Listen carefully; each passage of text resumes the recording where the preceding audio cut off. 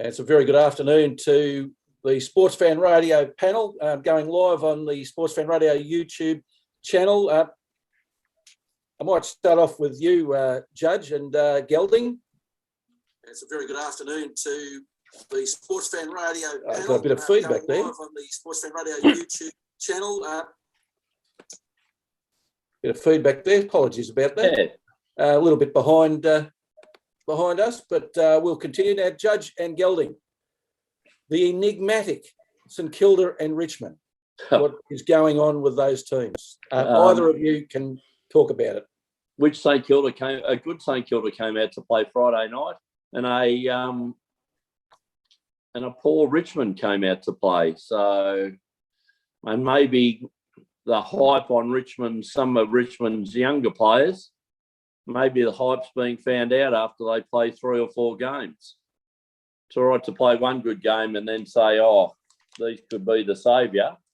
But maybe they were in the twos for a reason. I was saying before you came on air, Gelding, in rugby league days, way back when, that's how they used to pay for their end-of-season trip. They'd put in a performance like that at enormous odds. Yes. And that's back before bets were being watched, and that would be the end-of-season trip paid for, knowing that loss didn't mean anything. But the Rabbitohs had a similar loss to that not long ago, and they were saying at the time, not only statistically has no one come back from a loss that big and won the premiership, I think more mentally, just the fractured confidence surely has to be a factor in their season from here.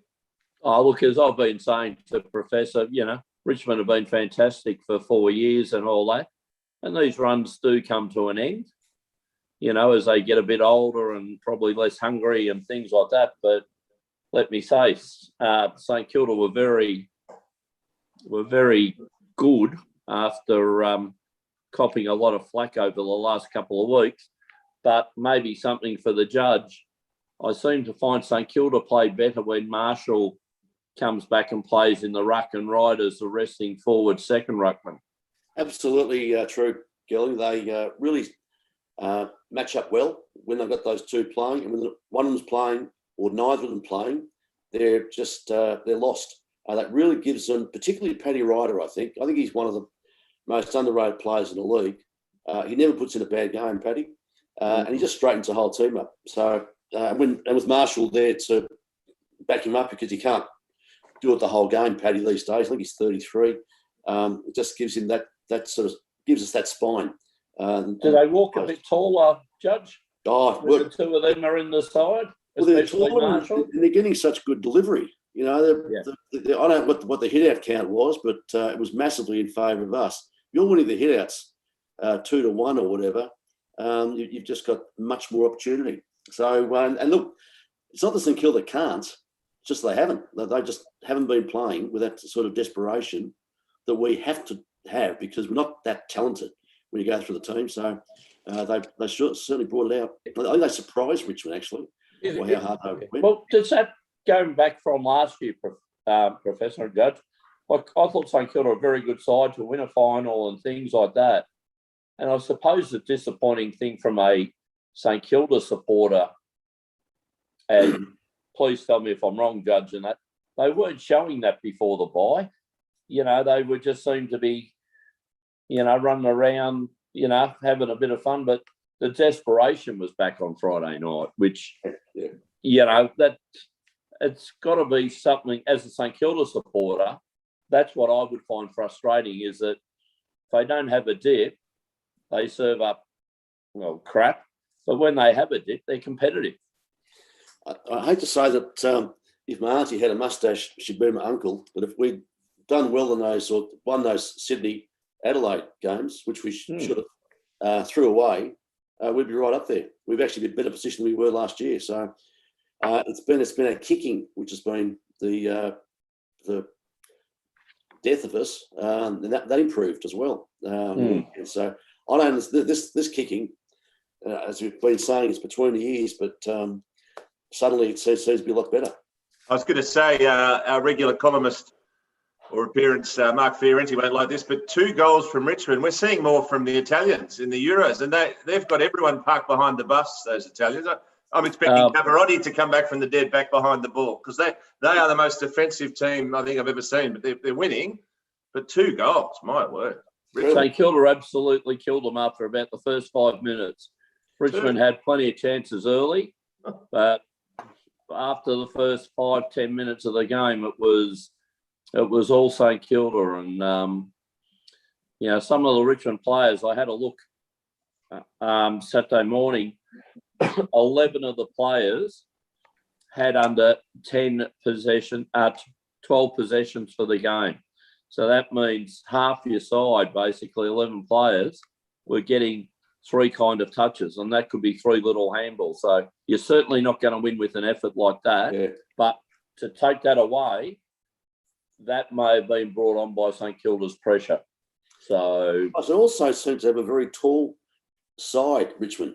One of their new players, 6'10", I think, first gamer. Ryan. Didn't He get looked a bit like a deer in the headlights, didn't he? No, that's right. He was just lost. But I suppose that's what Richmond's been known for over the last few years is bringing these players up, and perhaps he'll probably become a good player. But they just seem to play a lot of new, youngish talls. Trying to take you back, Gelding. When I moved from Sydney in 06, I went to a game, strolled up the road because I was living at Richmond. You can do that pre-kids. And the fans were not only waving wooden spoons at the team, they were throwing them at the team as they walked off. And I thought, this bunch of fans is pretty excitable. Well, I'm not suggesting you're back at that level. Yeah, Richmond fans are very, interesting, fickle. I can remember taking my kids as a Richmond supporter, and we had a wedge on the the MCG, and I've been there when we played Freo many, many years ago. There wasn't enough in the members, so they closed the bars at 3/4 time. Yeah. So, it's now they've got 100,000 members. So That took me to my first Rabbitohs game at Redfern Oval, and I remember the smell of the cigarettes. Some people even had a full set of teeth. And even at age 16, I hadn't heard some of those words before. But I think I was about 6, so that was a pretty rough and tumble place back then. Redfern Oval, I can tell you. It was good. But to get back, if St Kilda continue to play this type of footy, Professor, no reason why they can't mathematically make it. There's GWS, St Kilda, Essendon, that are all there, but they've got to kind of, like Richmond, they've made it hard for themselves at the end of the season as Melbourne and the top sides keep going their merry way, Professor. Yeah, Judge, it's a good point, Gelding, and I might hone in on that. Judge, Essendon over recent weeks have been the form side, and we're being told that potential top 8 material. St Kilda have won the same number of games as Essendon. So, all was, as far as St Kilda was concerned and their supporters, all was lost 2 or 3 weeks ago. With Richmond continuing to lose, you were only 1 game and some percentage outside. There's no reason that St Kilda can't mount a challenge and at least get back into the 8. Professor, if you expect that you're going to be a finals team, and indeed expect that you're going to be a premiership team, and every club should do that, well, you've got to be better than all the other clubs, but by definition. Well, there's no reason why we can't beat all of the other clubs in the league, in my opinion. The only problem is, part of the kicking, I do think our bottom 6 players are pretty ordinary. I don't name names, but there are some pretty average players. And that because our injuries have been, every club's got injuries, but our injuries are to our players that we really rely on. So if they come back, no reason why we can't be there or thereabouts, Professor. I agree. I've just had a quick check of the market, Tom Waterhouse style, $151 for you, sir. But I did read the last team to win outside the top 4, I think ever, was the Western Bulldogs, because they do that sort of run. Yep. Coming home. They'd need that sort of finish. Yeah, they would. Well, it makes it so hard. If you finish in the bottom half of the A, means you've got to win 4 games in a row to win the flag. And normally, of course, you will be the away sides because you're playing sides that are higher. So, like, you might have to go to Sydney, or you might have to go to Adelaide, or you might have to go to Perth normally for a final. So, like, I think when Footscray won it, they beat GWS at GWS's ground. Then they beat, I can tell you, Someone because else Liam interstate. Pickens' kids go to my kids' kindergarten, and I met him for the first time, and he had the green bruises all over the face. He just played at Freo, and I said, that's a pretty tough encounter for you. I think that might have been a game in the lead up to the finals, make the 8, but he certainly was looking a bit worse for wear. But that was an amazing run. And living in that area, living in the Western Bulldogs area, I can tell you it galvanised the entire community. It was, and imagine the St Kilda area if they were to go on that sort of run. The name you brought up there, Giraffe, will be interesting, especially for the judge later, because there was a very, very good footballer after that premiership the year after, had to retire because of concussion. So that's maybe for later, Judge. I've got to say, Professor, that if ever there was a year like when Footscray won, I think it was 2016, this is it.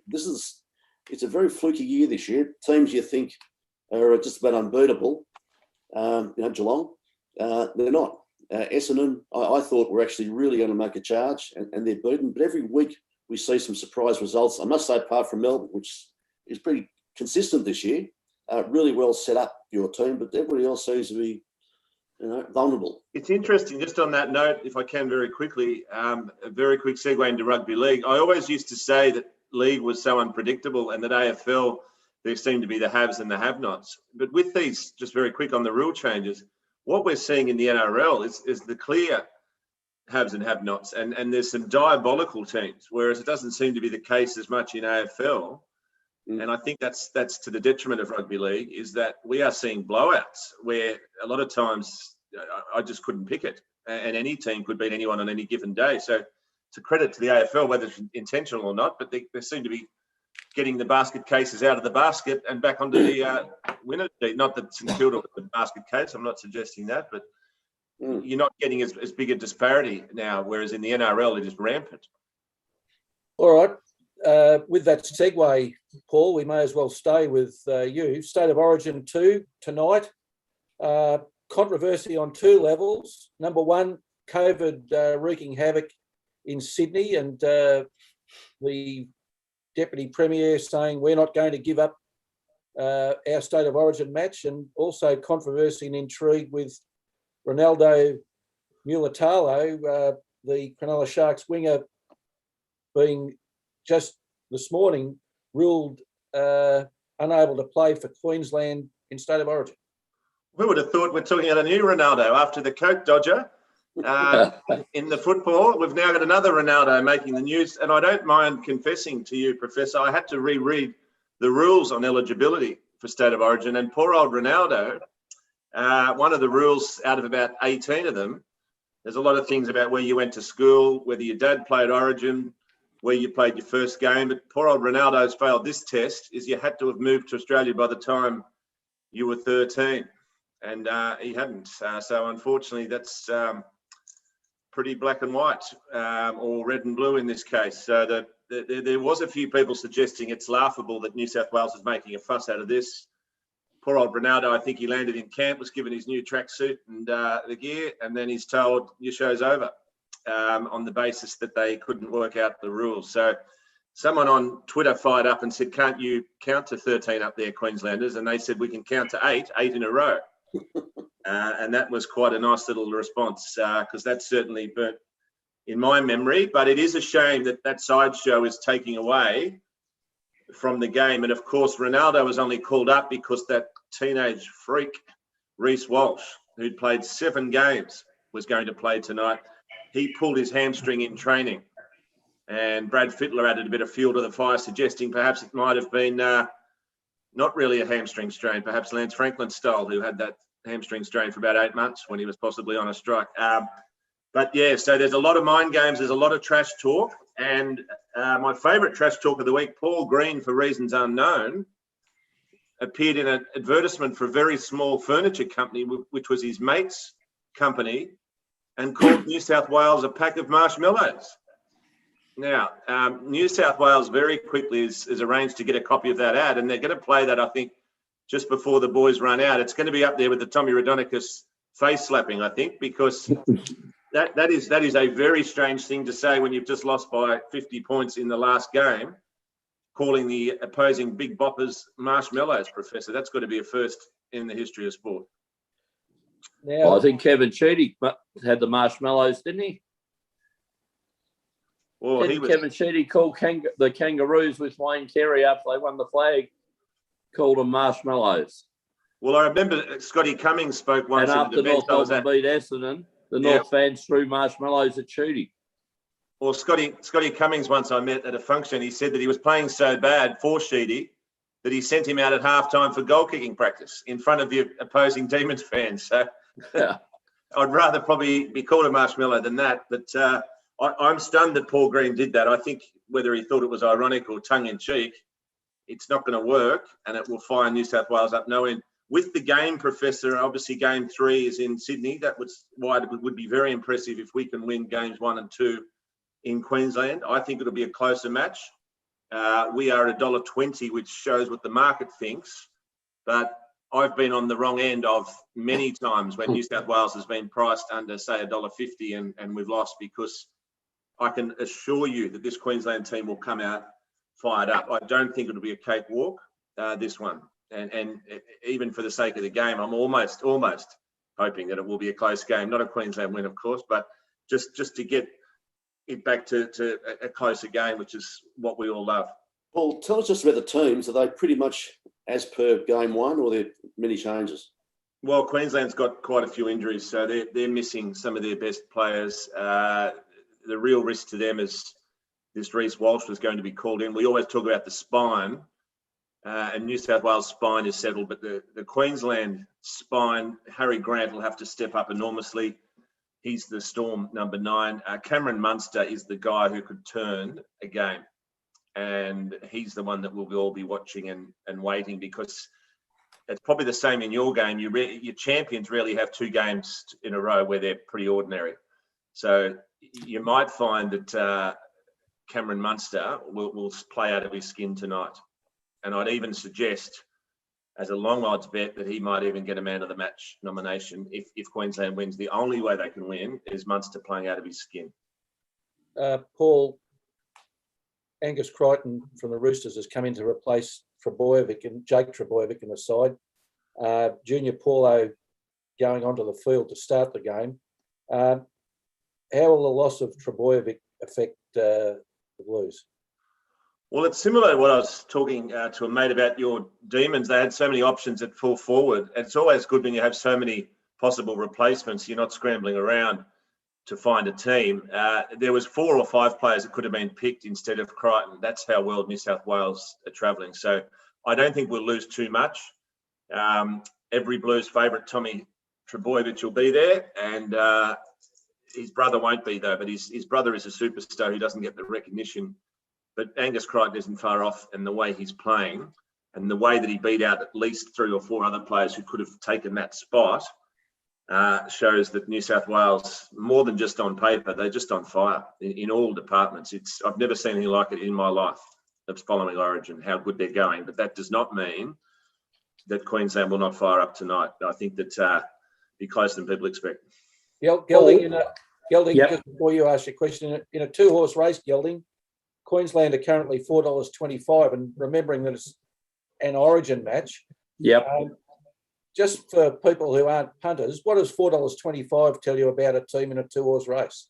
A 2-horse race, it means that New South Wales are at Winx's odds, $1.20, and should win by 8 lengths. So $4.50, wow.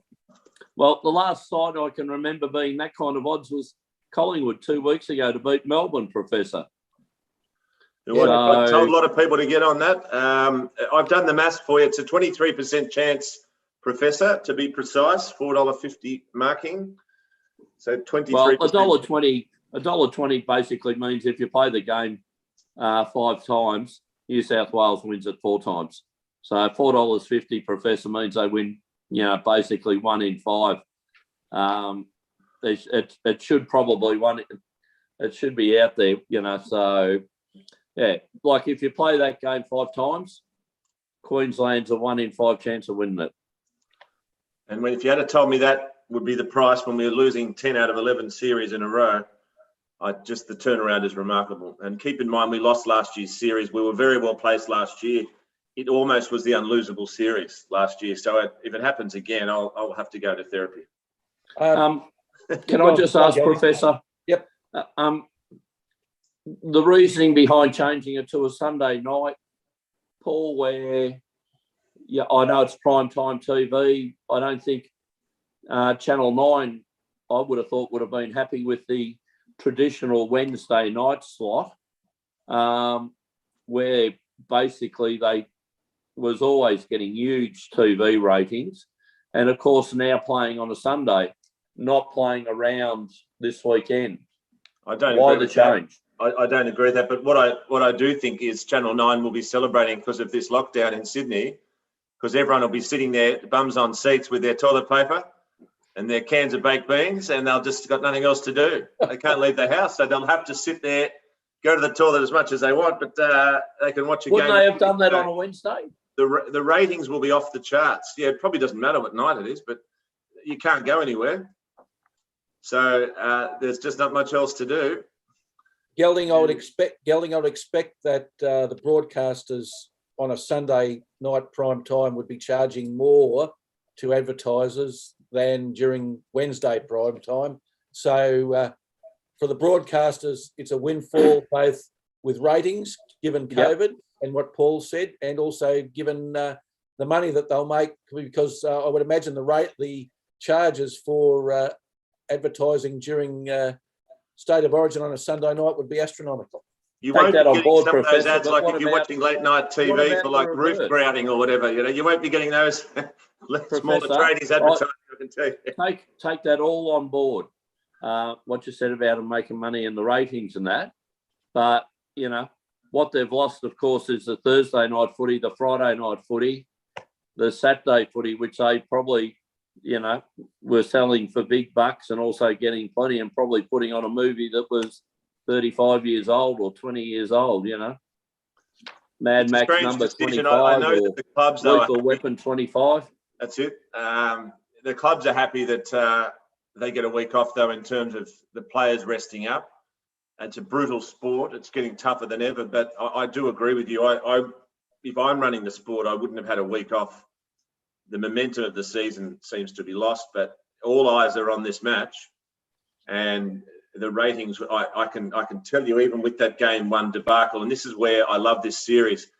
In what sport would people come back for more where a team loses? It's the equivalent of 5-0 in soccer. Yeah. And you'll still have, I would strongly suggest, over 5 million people tuning in tonight. Paul, can I just suggest perhaps it's Volandis, I'm not sure, but rugby league just seems to be going through a purple patch at the moment. We're talking about AFL, the talk's back again on Gold Coast, get rid of it, go to Tasmania. This is becoming quite tedious, actually. And the same thing with GWS. But rugby, Brisbane seems to be, you know, just forgetting the State of Origin, but rugby in Brisbane seems to be going well. And it's one of the top rating TV shows tonight on Australian television.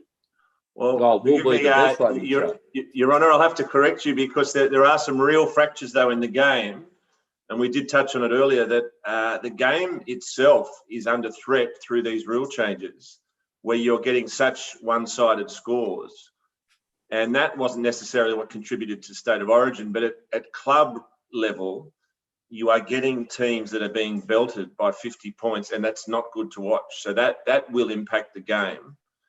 And there are question marks about why they're adding another Brisbane team when the Broncos are a basket case. So there really are some teams developing in the NRL that are basket cases. So it is good that it's going well on the revenue side, on the rating side. But if these one-sided results continue, the game will suffer. And there's already some movements about this, that Volandis might have got a bit out of control, shock horror, and gone too far. You're also saying that with the insistence that the head's protected and everything else, is that being viewed as a negative, still being viewed as a negative in rugby circles? No, well, that's calmed down a bit. The State of Origin 1, there was no send-offs, no farcical penalties. Whether there was a directive to not strictly enforce those rules, I'm not sure. But it even was the opposite, that Nathan Cleary had blood streaming from his face and he happened to stay out there somehow for 20 minutes. That was from friendly fire. That wasn't from an opponent, but it's almost as if they didn't want the spectacle interrupted by anything to do with the head area. So I think also there weren't many shots. There was a couple of shots that you could have acted on, high head shots, but it seems that issue itself, whether there's been high-level discussions, has calmed down a bit in terms of being sent off for grazing a bloke's cheek. So, Okay, yeah. Paul, for the punters out there, what do you think the final score will be tonight? I think 18-10, it'll be tighter than game one.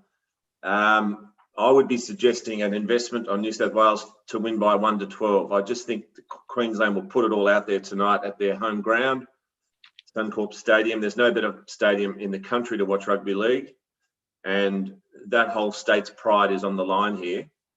And there was a photo of Jerome Luai staring down a Queensland player, and it almost looked a touch disrespectful. I'm sure he didn't mean it because he's very well raised, good kid, but it almost looked like New South Wales were taunting Queensland in that photo. So as much as the marshmallow comment might fire up the Blues, I think that photo will be shown around that dressing room, and you'll see fireworks when that game kicks off. It's well worth watching. And first try? I think it might be one of the bigger men or one of the forwards. So even Damien Cook as a smoky professor, that'll pay a fair bit. Damien Cook, number 9, darting over on a set play. Not our man Tommy Turbo, but Tommy to score. I think that's paying about an ING interest, about $1.05, I think. So Well, you can get your super out on Tommy scoring at some stage. Tommy Turbo has got odds of $9 for the first try. But I like the $2.20 you can get for James Tedesco scoring at any time during the match.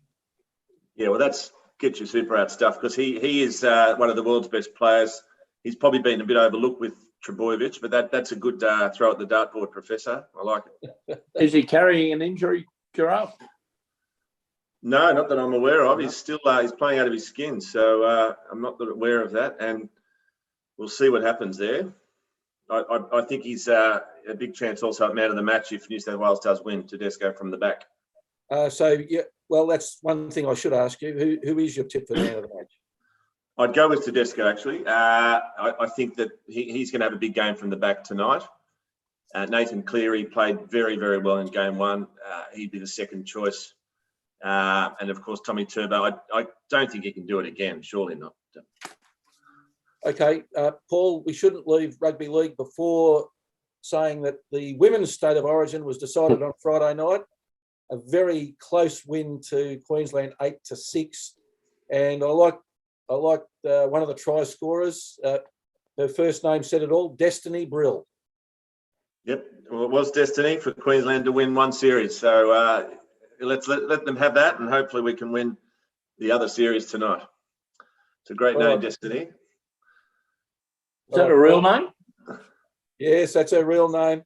Okay, well, leave that one alone. Up there with Misty Hyman from a few years back with the swimming department. So, yeah. All right, let's move on to Judge. You sent an email out during the week with respect to concussion, head injuries and CTE, saying that they're the next smoking or asbestos smoking gun, if you like. Yeah, Professor, I do think this. There's been a bit of publicity, of course, with the Hunter Clark incident and that NRL player resigning over concussion injuries. And this is what we see repeated, that there's a lot of media when something like this happens and everybody gets very excited and there's a tribunal and they dissect the tribunal hearing, then it all goes away. And this is just becoming, it's a pattern, a media-driven pattern. And I'm afraid that the league, the AFL, doesn't, I don't think, really treat the issue all that seriously. And I think what's going to happen down the track is that there's going to be massive amount of litigation because, like smoking and like asbestosis, those in charge know how dangerous the product is, and they resist change. Has to be forced upon them, and then litigation gets involved.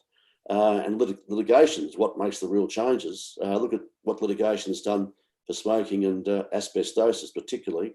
And I think this is just a lurking monster, which is going to rear its ugly head in years to come. I'd say 10 years, because I think in 10 years, they'll be able to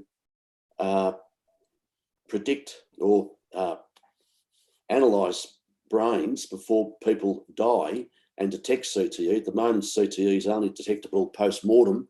I've been reading on this, and I'm no scientist, but it would appear that imminently they'll be able to detect CTE. Once that happens, and the league knows, the AFL knows that the injuries and what the injuries cause to the head, they'll be litigated. They'll be almost sued out of existence. The NFL, for instance, in 2015, set up a $500 million US trust fund for players, and they ex-players, and they thought that'd be sufficient to pay that out in a decade. It was actually $400 million. Well, $500 million was taken up in the first 2 years. So the actuaries got it totally wrong.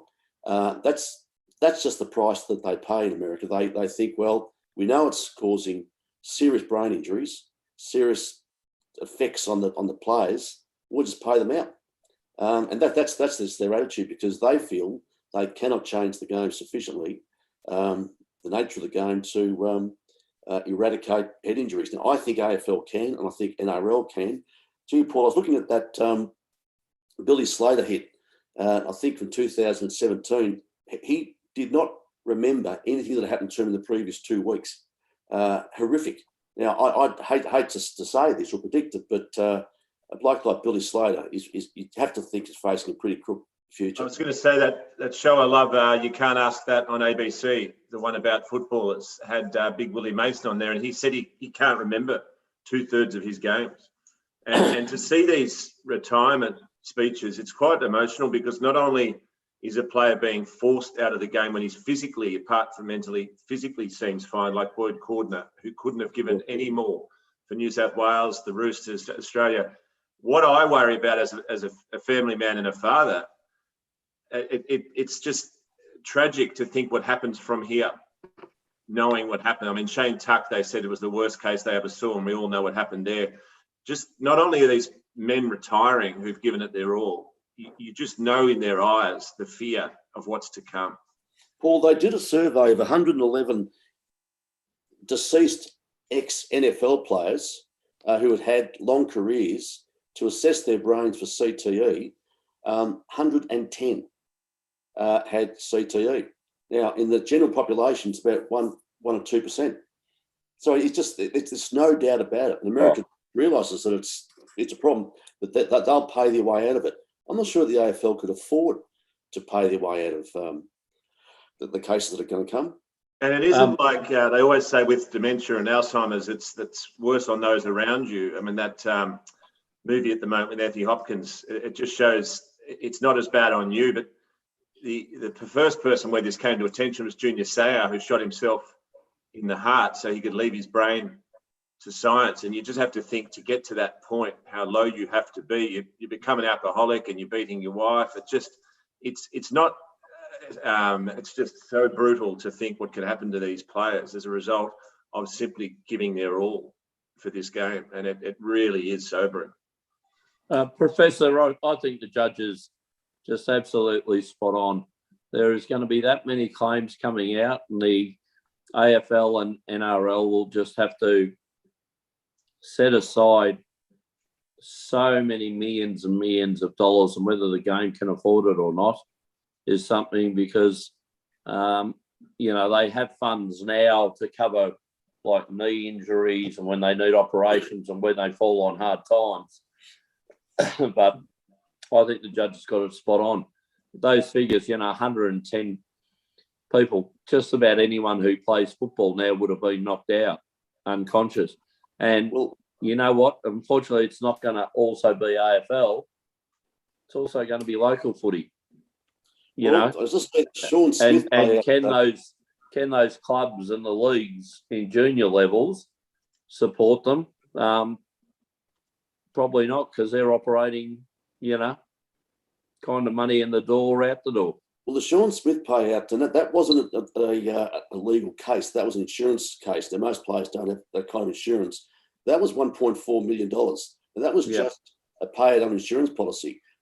If they're litigated, they have to face the prospect of aggravated damages, exemplary damages, future loss, and Future care.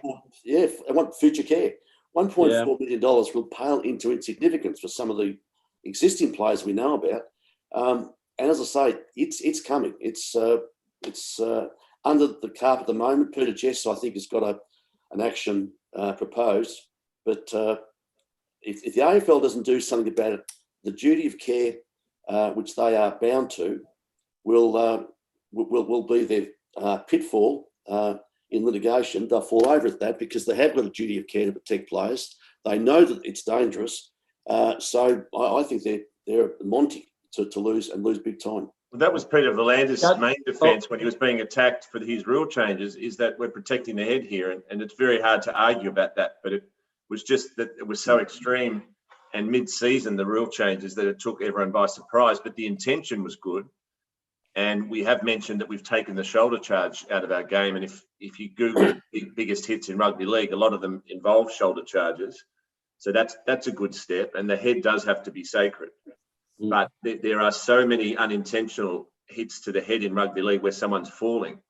A question for the action of tackling someone. If you fall in as I'm going to tackle you around the chest, and suddenly your head is where your chest would have been, that's unavoidable.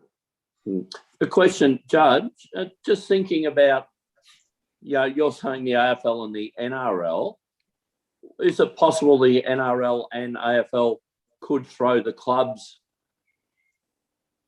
down the drain by saying we as the AFL and NRL aren't their employer? Their actual employer is the Richmond Football Club or the St Kilda Football Club. And if the injury happened to them, sue them. If they go down the drain, we'll bring in East Richmond Football Club or East St Kilda Football Club. No, I don't think they can go under that because ever since the Demetrio era, if it wasn't the case, it is the case that the AFL runs everything. It controls, it micromanages every single aspect of the game. The clubs have to fall in line with the AFL. There's no doubt that the AFL is a controlling authority, controls the rules and how the game is played and managed. So no, the AFL will not be able to avoid, but there will be, you're right, that a St Kilda player will sue both the club and the AFL. So good luck getting money out of St Kilda, but they'll just chase the money. Judge and panel, I've just been doing a little bit of research on the computer while you've been talking, specifically after Liam Picken's name was mentioned. Here's a list of players out of the AFL due to concussion recently. Brisbane Lions, Jack Frost. St Kilda, Kobe Stevens. Hawthorn, Jack Fitzpatrick. Geelong, Sam Blease. St Kilda, Matt Maguire. North Melbourne, Lee Adams. We mentioned Liam Picken. Melbourne, Cade Kolajashny, who they got from the Gold Coast. Paddy McCartan did retire due to concussion. We'd say now that he's regrettably trying his hand again. And one other player that's not mentioned, but who, if he had another head injury, probably wouldn't be playing now, and that's Angus Brayshaw from Melbourne, who now plays with head protection, although we know that doesn't really do very much, except perhaps give you some confidence that it might not happen again. But that's a lengthy list of players. How do we... I think we just forget about it and just put it to one side and ignore it, because when you look at the number of players who can't play because of one specific injury, and also then think about the players who, yes, they do get concussed now, but continue to play on. Professor Ad Ebert from Port Adelaide after the preliminary final last year, when Jack Rewalt went for a mark and went through him, he was in, as Giraffe would say, he was in Disneyland. He retired straight after the game. Yeah, well, that makes 10 then. Well, Professor, that's just the AFL. How many teams are there in the Southern Football League? 34 plus. There you go. That's just one league. There are hundreds of teams, thousands of teams around Australia. The game's played the same way throughout Australia. And again, the AFL controls the game to within an inch of its life. So just multiply whatever's happening in the AFL by hundreds, and you get an idea of the sort of money we're talking about, because they'll all sue the AFL because the clubs themselves will have no money, or those leagues. But the AFL, again, because of the duty of care it owes as the controller of the game, if it's found that they've breached that duty of care, look out. And it's not just talking about the Saints before. That Justin Kazitsky, how many times did he get knocked out? Oh, gee. Yeah. I mean, he'd want to be keeping an eye on his mental health, because I, even a follower of another code, I still remember always seemed to be knocked out. John, just some information Yeah. for you. I was watching a show with Brad Scott on the ex-North Melbourne coach. He's now in charge of AFL Victoria. Yeah, see that. And he says junior football, AFL, Victoria, just looking after that, forgetting about the AFL, generates $4 billion worth of benefit to Victoria. So you have got that many clubs out there, as you rightly said. Well, I reckon it'd be bigger than asbestos and Gelding, and smoking. to take your point, it's not just the lost income; it's the future care. It's the loss of life expectancy. What's 20 years of your life, or what's 30 years of your life with a brain injury? What's that worth? So the money they're losing as players is absolutely incidental to the big. It's club. all the cost of as you well know, attendant care. If someone needs attendant care 24 hours a day, well, you actually have to factor in 28 hours a day. Yeah. So, Professor, it's been ignored, and I know that we've been talking about this probably for the last 10 years, and I think something should be seriously addressed rather than what the AFL is currently doing. Okay, thanks, John. During the week, the US Supreme Court handed down a case which is very important to Dan Butterley and how he looks at things from a conference perspective. The NCAA, in a case against a person by the name of Alston, a unanimous Supreme Court decision saying that the NCAA can't limit benefits related to education to student athletes as an overall blanket policy. What were your thoughts about that, Judge? I thought it was a massive decision, Professor. For now, firstly, the reason was 9-0. How often do we see Supreme Court American decisions being anything other than 5-4 or now 6-3 very often? But this is the first 9-0 decision I've seen I don't know, for a long time. I think it's a big decision because there's always been that sham of amateurism around sport, which we saw with the Olympics, and then we had the dream team playing for the American Olympic team. The NCAA seems to have been able to keep the lid on amateurism, but I think the genie's out of the bottle now.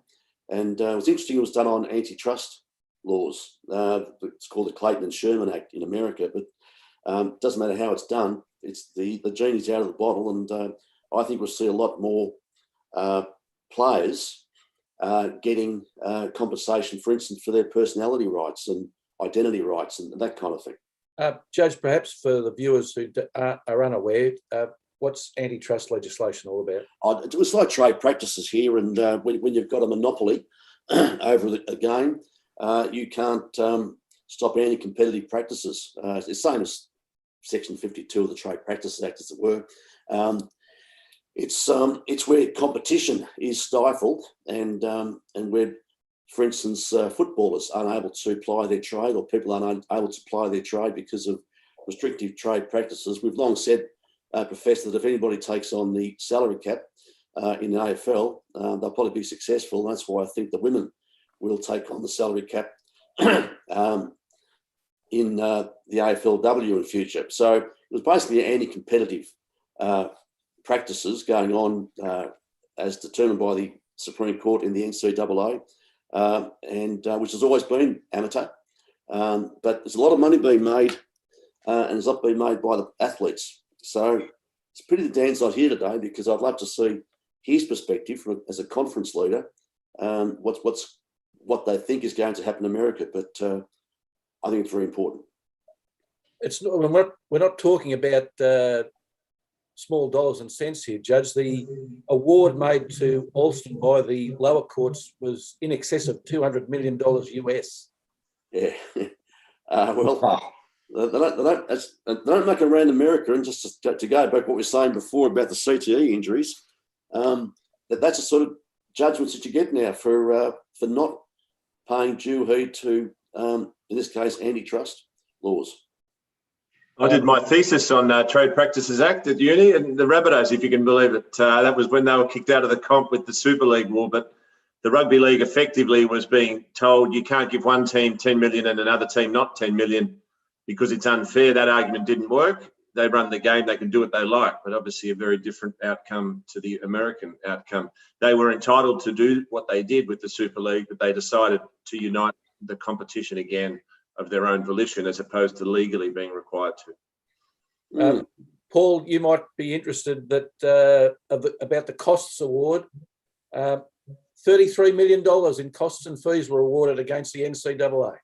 It might have been like Erin Brockovich, where she brought everyone in to look like she had a team of lawyers. She brought the cleaner in, I think, in a suit to sit there and act like she was a lawyer. So they might have all got on the cost bill.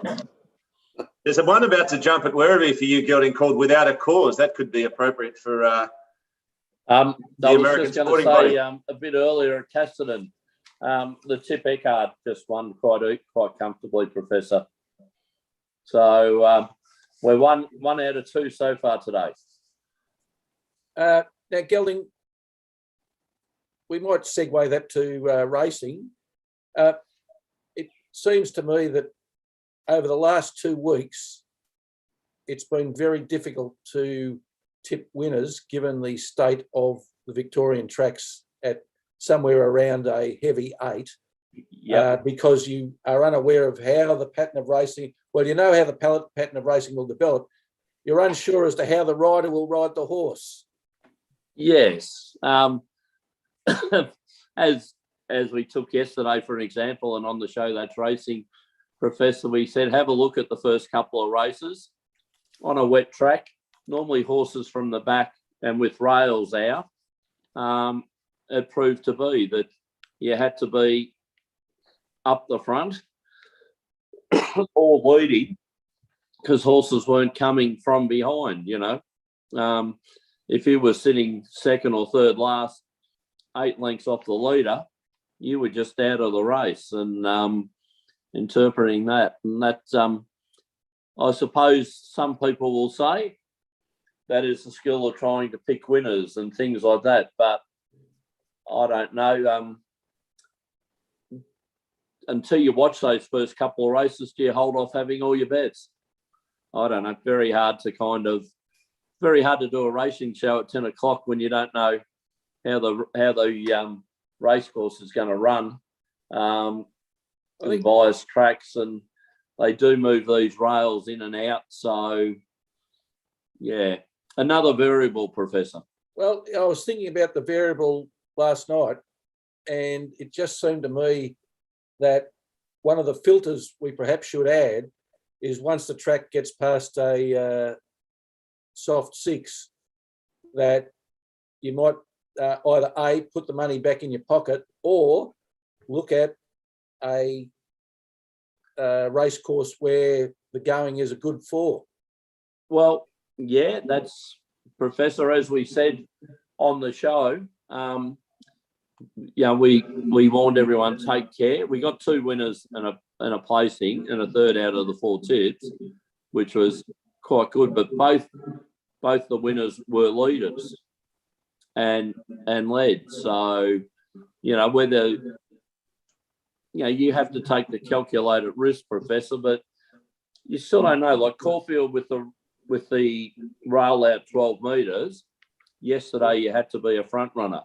I've been to Caulfield when it's 12 metres out and the rails just chopped out during the day's racing, and you had to be hard outside the fence coming from behind to do that. And really, until you see that, you don't get. And as we said yesterday, tread cautiously and have a look at the first couple of races. and pattern of racing was on pace. Once you did that, like Corner Pocket got up to us and paid $3, which was very, very nice. But by that day, you had to be in that position to win. So, yeah, very interesting, Professor. You're sounding you don't have to worry about. I suppose there's football sides that prefer the slower going compared to the fast track, but in football these days you don't see muddy tracks. You're sounding like you want more conditions than a parking ticket on these tips. You're going to have to click on the link. No.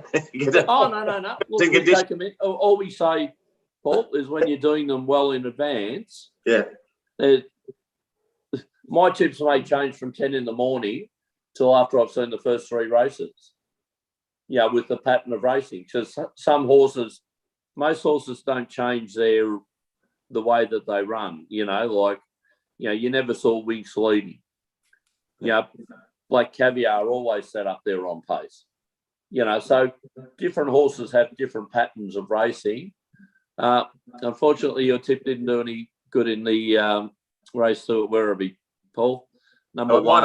I'm looking. It's a photo for the miners there. It might have. It was big odds there, that one, but yeah. You might have to be like Bloomberg Gelding and just have revolving updates of your tips throughout the day. It's not conditions. It's just making people aware that these things you could change. Like, your bets may change depending on the way you have them. And I suppose for quadrellas, people that have quadrellas, or so a lot of people go out and play golf in the afternoon on a Saturday and will have all their bets of the morning. Now, to me, that's betting blind because you don't know one of the factors that you have to take into account. That's all. So it's not saying it's conditional. It's just saying be wary. Clearly, Gelding, we're going to have to put a caveat up at the start of That's Racing every Saturday. Well, no, what you said's right. None of the city tracks. So you've got synthetic tracks at Pakenham, Geelong, Ballarat, where they're always a good type. They're always good, right? On the turf, you can get heavy tracks and different degrees of heavy tracks. So it's just kind of something that you have a look at and take into consideration. As we said yesterday, we thought it may have been a front-running track. And it was. And that's where the tips kind of came from. I was going to say, Gelding, there's a lot of the late moves for horses based on the way the horse presents, because when a lot of these tips get published, not yours necessarily, but wherever you look, that's before they've actually had the chance to see the horse present on the day. And surely that's a big factor in movements close to the race, because if sweating's never good, I know enough about that. Yeah. Other things that mean it looks like it's ready to go. Do you put much stock in the people that report from the yard? I think one of them's Lizzie. Oh, yeah, definitely. Because if a horse is fractious and playing up, it uses its energy. Again, that's another kind of thing. The horse can have a look at it, and especially if they come back from a spell. Are they ready to run? Have they had? But you can normally, if they've had 3 kind of jump outs, and their past record is that they do well first up, you can normally have a bit of confidence in backing it, because you would think that a trainer's well aware of the bigger trainers, are certainly well aware of a horse's ability. Some horses need 1 or 2 runs before they do anything. Again, there are other things that you've got to look at and take under consideration. But a horse, some colts sometimes get a bit excited, if a filly's in season, and that can completely ruin their chances before they're doing that in the parade ring. So again, it's not saying conditional; they're just factors to take into account. But the main factor is pick the horse with the best ability, because they normally win. Well, speaking of which, race 4 today, there's an appropriately named horse that's favourite called Worsfold. The rumours are John Worsfold was nicknamed horse because no one wanted to stand next to him in the shower. But, I don't know if that's true, but do you like its chances? Not in the shower, that Worsfold. Ridden Maybe by one Johnny for Jared Allen. Haynes. Sorry, that's a bit too soon. Sorry. Yeah. I think there's also a Sydney Coast, which is a nickname of horse as well. But Apparently, yeah, he's not named for that reason. It's because he's got a long face or something or other. John Worsfold. He might be hung like a light switch. Who knows? But yeah, do you like it? With our communication earlier this morning between Professor and yourself, Atomic Rock and Worsfold, again, are both very, very good chances, around about the $2.80. But again, both of them, well, Atomic Rock's a maiden. Worsfold's had 3 starts for 1 win in a Class 1 wet track. Yeah, not very excited today about the racing, Paul, as you saw from the tips. Have you got any tips for us, Gelding, for the viewers? The one I'd probably like, there's only one I really like at Werribee. Again, it was a Mick Price, Zach Spain, Bet Red, race 6, number 3, but confidence level, Professor, not overly excited about today's meetings. So this Werribee meeting was a Ballarat meeting. They got moved to Werribee. Okay. Judge, just before we close the show, how did the Omen bets go yesterday? Oh, I don't know if we put any on yesterday. This was the Caulfield, wasn't it? Yes, Caulfield yesterday. Didn't get them on, I don't think. I'll speak to the leader of the opposition, but I'm pretty sure she didn't get on yesterday. I'll have to Professor, not going to comment about the very Annapolis Turf Club being the Melbourne Racing Club. John, no, I think we gave it enough yesterday, didn't we? Okay, just to explain to John, we were booked to go to one of the rooms at Caulfield yesterday, John, and the Melbourne Racing Club came out and said, we're not having a crowd, even though the government allowed it. But they eventually let 5,000 people onto the track, but said, it's too late for us to arrange for dining facilities. A very ordinary outfit, the Melbourne Racing Club. Don't know why I'm a member. I would have thought they'd be very keen on getting people to go to the races, Gelding, because there just seem to be fewer people going every year. That's exactly. But when you got one little example was during COVID and that they had to sell their bakery that they run in Armidale. What's a racing club doing owning a bakery in Armidale? Yeah. You know. Yeah. Well, on that happy note, Gelding. Thanks, gentlemen. It's a happy note, Professor. Sorry, Gelding. It's a happy note. It is a happy note. Yeah. Thanks for your participation today, Gelding and gentlemen, and best of luck to the Blues tonight, Paul.